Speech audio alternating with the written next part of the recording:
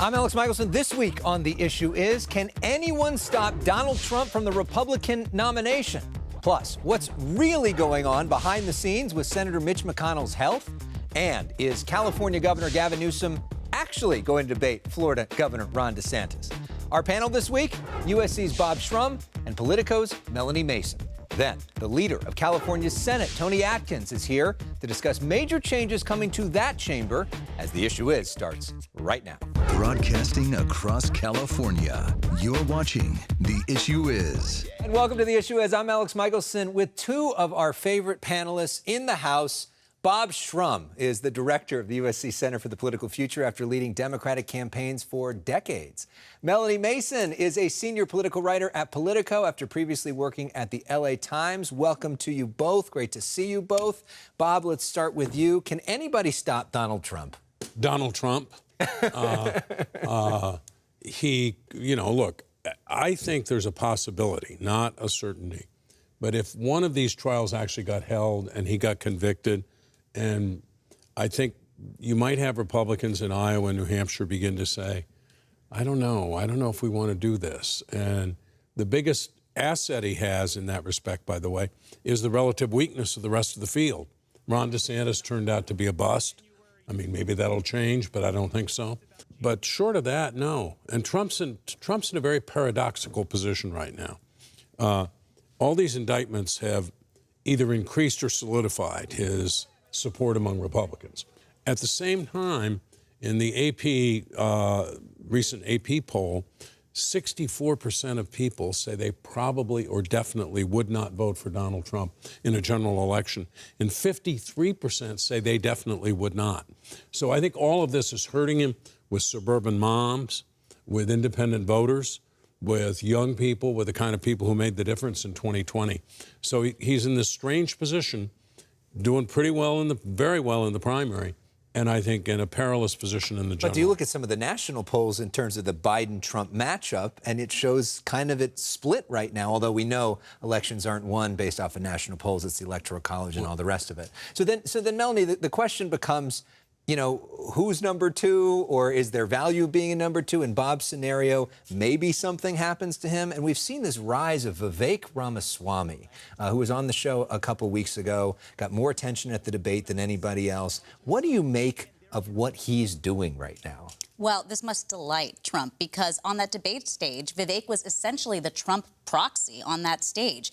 And so if that is going to be the number two that is surging right now, that is nothing but good news for Trump, because you're not having a candidate that's making the contrast. There aren't any other candidates right now that are taking advantage of these poll numbers that Bob just talked about. And if they're not going to lean into the fact that whether or not they think these prosecutions are legitimate, that it could hurt his electability, then that's just nothing but good news for Trump. And so when you have somebody like Vivek that seems to be Trump 2.0 or in the mold of Trump, that just reinforces that tenor in the primary. And makes it seem sort of like a contest for who's going to be the vice president instead of who is going to be the president, as we look at Vivek hit a tennis ball pretty well. Okay, Bob, but then, of course, there's Joe Biden. And we just mentioned some of those national polls. And why, if everything you just said, do we see basically him and Trump tied?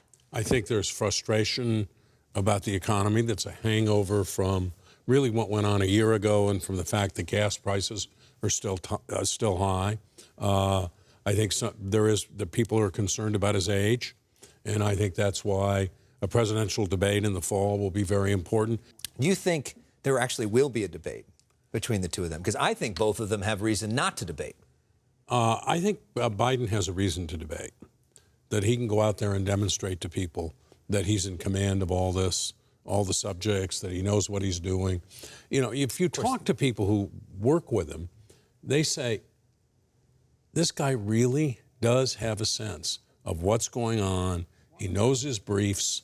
He makes decisions that are very crisp, very clear. And he might like a chance to manifest that to the country. And Trump, I think, will have to debate. Of course, the risk, of course, is if that's actually not true. But we'll see. Melanie, how do you see things right now in terms of the White House, in terms of the president's positioning?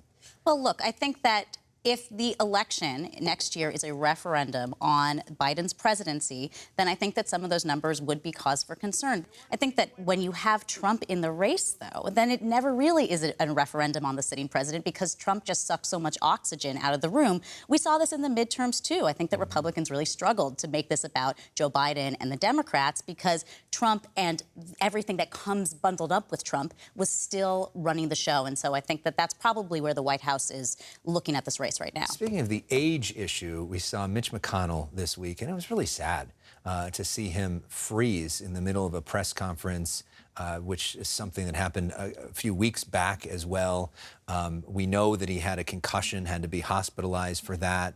What are you hearing about what's happening behind the scenes in terms of the Republican caucus? What are people saying about McConnell? I think that there's a lot of caution. Look, there is a lot of loyalty, even to people who, quite frankly, maybe are frustrated or want to challenge McConnell's leadership. He has led that caucus for so long. And I also think that there's a little bit of risk for Republicans for, they want to protect not only their leader, but they also want to be able to preserve the age question if they want to hammer Joe Biden on it. And so I think they want to tread very carefully. And quite frankly, so do the Democrats, because you also have sort of a similar situation with Senator Feinstein. So no party really has the ability to call too much attention to this because there's so much risk to themselves as well. Yeah, and we see that with Dianne Feinstein and as well. I mean, it does raise questions. Some people saying, should there be an age limit? Should there be, should all of them go?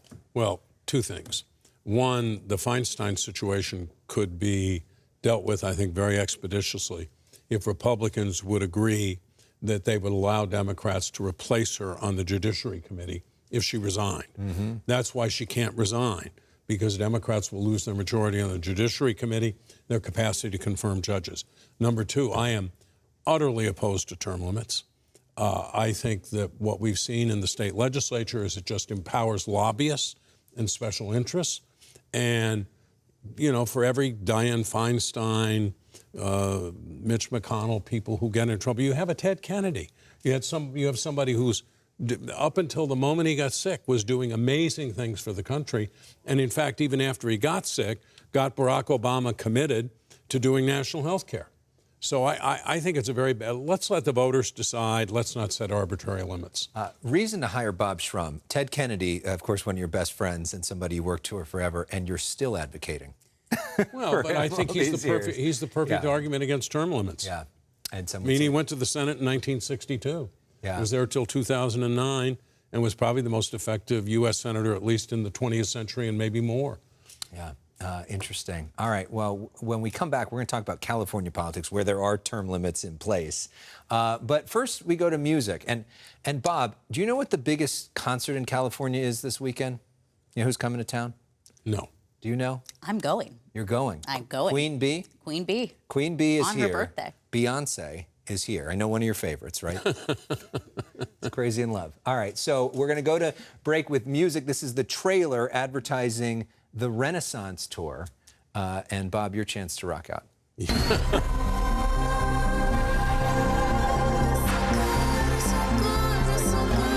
our Donna Summer cover. Yeah.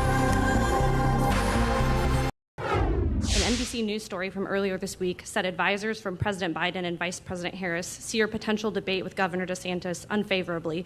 We had a call from the White House saying that does not reflect our point of view. California Governor Gavin Newsom asked about his potential debate on Fox News with Florida Governor Ron DeSantis. There seems to be a hang-up over whether there's going to be a live studio audience or not. DeSantis wants one, Newsom doesn't. Back with our panel, USC's Bob Shrum, Melanie Mason. Melanie, let's start with you. What's going on with Gavin Newsom? I think it's all pretty delicate, right? Because in some ways he has proven himself to be a pretty effective advocate for the administration. When we saw him on Sean Hannity on Fox News a couple of months ago, he was very energetic in defending the Biden record, pushing back. And I think the takeaway largely both from the Newsom camp and from the White House was that that was pretty successful. The risk, of course, is you don't want to overshadow the president. And so I think that there's a lot of sort of taking the temperature on both sides just to make sure that they can sort of extract the best benefits without overshadowing who really is the top billing, which is the president. What are people saying about Newsom behind the scenes? Very talented, clearly wants to run for president, not in 24 and if it opened up, I suppose he would in 28. And I think all of this stuff about why would he be debating DeSantis and the criticism coming from some people in the White House is absurd. Look, Ronald Reagan and Robert Kennedy debated each other on national television in 1967 before either of them had decided to run for president the next year. There's nothing wrong with having that debate, and I think it would do nothing but help Joe Biden. The other thing, Melanie, I would say, is these aides who sit around saying, well, we don't want the president to be overshadowed. You know what? By the nature of the system, no one overshadows the president of the United States. I mean, Lyndon Johnson didn't pick Robert Kennedy for vice president because he didn't want to be overshadowed. He wouldn't have been overshadowed. He would have been in a much stronger position than he ended up. Next week on The Issue Is, legendary political pundit Chris Matthews will be joining us, which I'm excited about. You know, he's been in the news lately as pictures of his Hardball college tour have resurfaced. Some familiar faces went to that college tour when it was at Harvard. So here's the Harvard version. You recognize this guy? That's a young Pete Buttigieg, now transportation secretary, as a Harvard student. Here's his Harvard classmate. Let's show him now. We're talking about Vivek Ramaswamy, who, of course, is a Republican presidential candidate. They weren't the only ones, though, to attend the Hardball college tour back in the day. When it came to USC, recognize this guy? Well, yeah, that's me. And some of my Phi Kappa Psi fraternity brothers. And Melanie Mason, I know you attended the college tour when it went to Georgetown. Here's a picture of you at a separate event with another familiar face. I don't know if anybody recognizes the guy behind her. She helped to organize this event.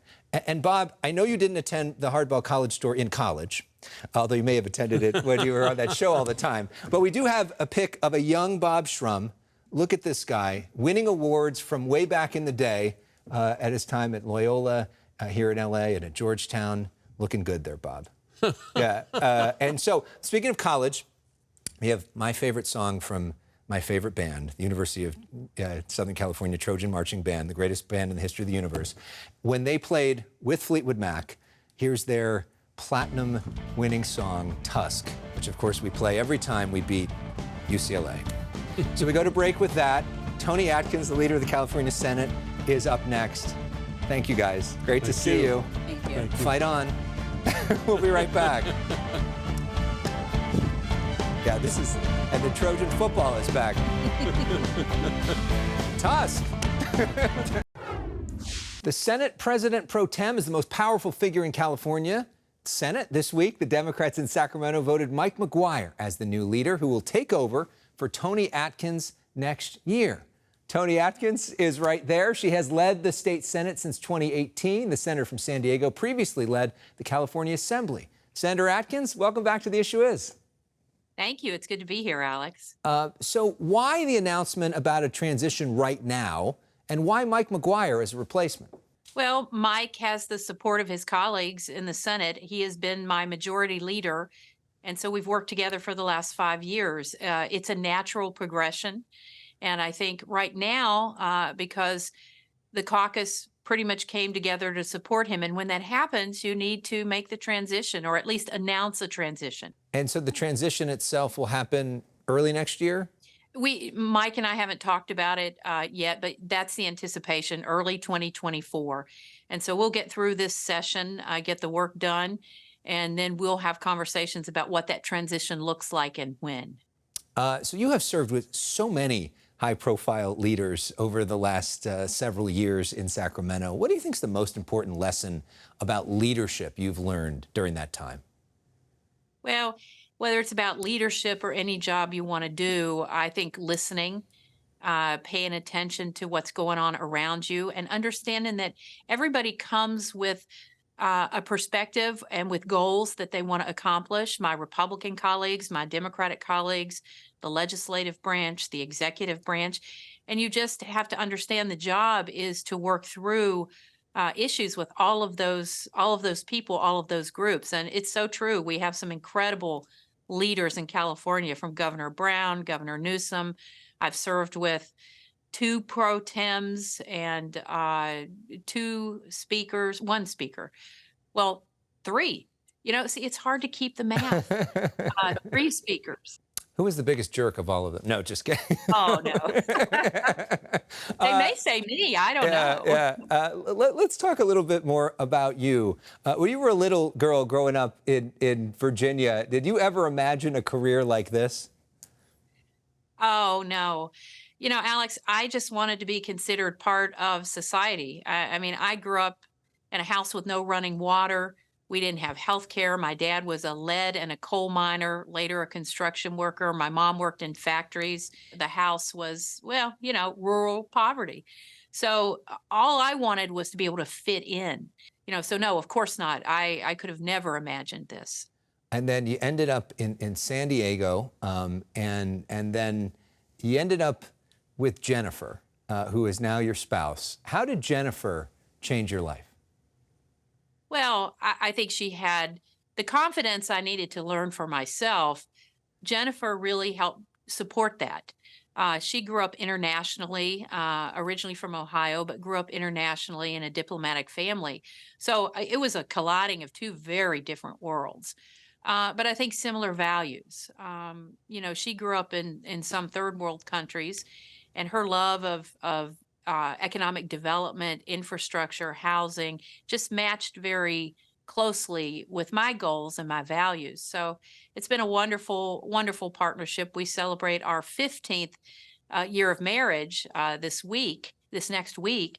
And of course, we've been together longer. We were able to get married 15 years ago, but it's been a wonderful partnership. Thank you for asking about Jennifer. Happy anniversary to you. Thank you. And you think about what a journey the state has been to even allow you to be married, because of course that wasn't legal before then. And now you're continuing to advocate for LGBTQ legislation. You're advocating for something called SB 447, known as the Bridge Bill. What is that? How would that work? What it will do is basically create a program, an educational outreach program that would go across America and really rescind the travel ban. You know, we started the ban and it effectively applied to probably 3 or 4 states. Namely, you'll remember the discussion between us and North Carolina about the bathroom ban. But now we're at 26 states. You know, it began to lose its power the more states that we're effectively not able to travel to. And we needed to do a shift or a pivot to be able to send the message of inclusion and diversity and acceptance. And we think this is a better way to do that by being present, not isolating ourselves away from 26 other states by not technically being able to go there. And so, you know, it would be a campaign, an educational campaign to spread love and diversity and acceptance, building bridges. Yeah, recently, when the governor and lieutenant governor were out of state, you served as acting governor, signing some bills, first LGBTQ person to do that. You know, did this feel good when you were doing that? You thought, this looks okay. No, I was really nervous. Are you seriously now considering a run for governor in 2026? Well, I think that's way premature. Was it cool to be able to sign 3 bills that were important to 3 legislators, one being our new speaker? Absolutely. A young kid from Appalachia who grew up in poverty, who came to my adopted home of California and was given every opportunity. I want every young kid to feel that. Well, so it sounds like you may run for governor. You just haven't decided yet. Oh, you did ask that question. You know, I'm passionate about service, and we'll see. I would like to serve. We will see in what way I may have an opportunity to do that. We know you are obsessed with Dolly Parton. What is it about Dolly? She is so authentically herself, and she somehow always has been. And I just really love that. I mean, I love her music. I grew up on her music. She's from just down the road from where I grew up in Tennessee, Sevier County. And she has used her talent to be successful. But then you think about what she's done with that. We were able, Shannon Grove, Republican Shannon Grove from Bakersfield, and I were able to work together to support and bring to California Dolly Parton's Imagination Library, which is about literacy and kindness. And it's just a coming together of all my worlds, which I love. All right, well, we play a game on this show called Personal Issues, where we put 30 seconds on the clock and ask you about your cultural favorites. You've played this before, but we're doing a special version just for you. And the questions are only about Dolly Parton. Oh, gosh. So here we go, your Dolly Parton favorites. What's your favorite Dolly song of all time? Well, I have many, but the first that comes to mind is Smoky Mountain Memories. Favorite Dolly album? They're all, you can't do that. All right. They're all, Best, she's got so many. Best Dolly duet? Oh, Islands in the Stream. Best movie Dolly's in? Steel Magnolias. Very nice. Over 9 to 5. There we go. Strong women, strong women. Love it. Senator Toni Atkins, thank you so much. We hope sometime you will join us in studio to dance to Dolly music with us. But in the meantime, we've got it virtually. My favorite Dolly song, Jolene, as we go to break. Senator Atkins, thanks so much. And now your chance to rock out. Thank you.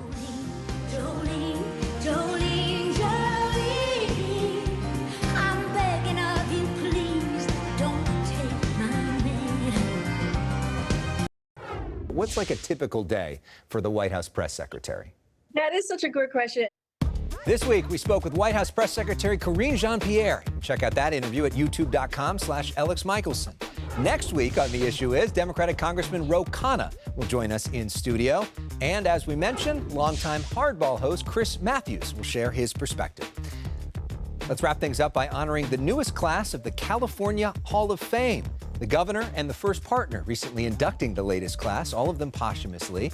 Among them, Carrie Fisher, Vin Scully, and Etta James. So let's end with Etta at the Rock and Roll Hall of Fame. See you next week. You are mine.